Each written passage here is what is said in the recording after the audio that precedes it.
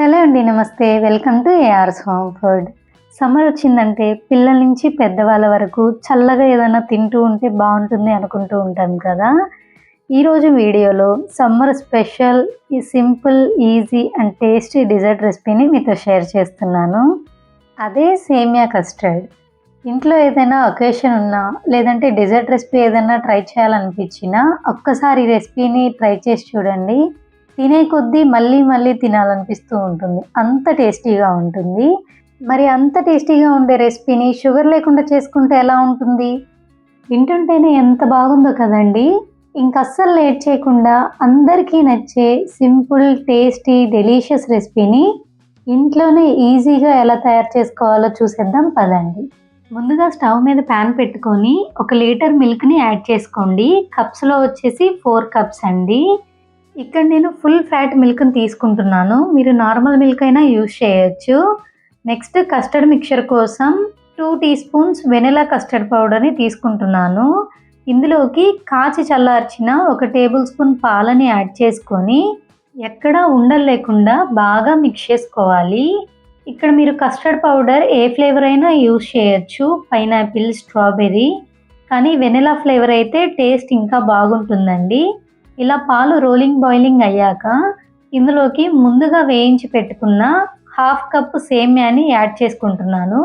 బయట మీకు మార్కెట్లో వేయించిన సేమ్యా కూడా దొరుకుతాయండి, అవైనా యూజ్ చేయొచ్చు. ఒక 5 మినిట్స్ పాటు మీడియం ఫ్లేమ్లో సేమ్యా సాఫ్ట్గా అయ్యేంత వరకు ఉడికించుకోండి.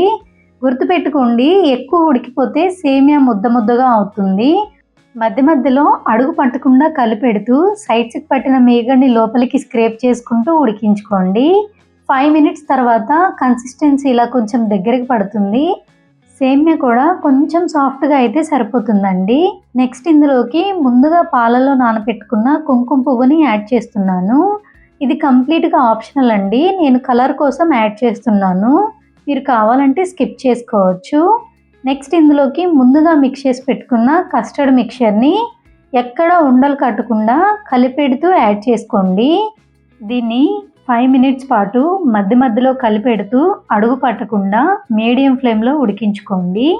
5 మినిట్స్ తర్వాత కన్సిస్టెన్సీ ఇలా దగ్గరికి పడి కలర్ షేడ్ అవుతుంది. ఈ స్టేజ్లో ఒక 1/2 టీ స్పూన్ యాలకుల పొడిని యాడ్ చేసుకొని ఒకసారి మిక్స్ చేసుకొని స్టవ్ ఆఫ్ చేసుకొని బెల్లాన్ని యాడ్ చేసుకోవాలి. స్టవ్ ఆన్ చేసి బెల్లాన్ని యాడ్ చేస్తే పాలు విరిగిపోయే ఛాన్సెస్ ఉంటాయండి. ఇక్కడ నేను 1/2 కప్పు తురిమిన బెల్లాన్ని యాడ్ చేస్తున్నాను. కొంచెం స్వీట్ ఎక్కువ ఉన్న బెల్లం అయితే 1/3 కప్ సరిపోతుంది. బెల్లం అంతా కరిగేంత వరకు బాగా మిక్స్ చేసుకొని దీన్ని పూర్తిగా చల్లారనివ్వాలి. కొంచెం వాటర్లో పెట్టుకొని మధ్య మధ్యలో కలిపెడుతూ ఉంటే త్వరగా చల్లారుతుంది. పూర్తిగా చల్లారాక ఒక 2 గంటల పాటు ఫ్రిడ్జ్లో పెట్టుకొని సర్వ్ చేసేసుకోవడమే. అంతే అండి, ఈజీ అండ్ టేస్టీ సేమియా కస్టర్డ్ రెడీ అయిపోయింది. దీన్ని మీరు నచ్చిన ఫ్రూట్స్ తోటి సర్వ్ చేసుకోవచ్చు.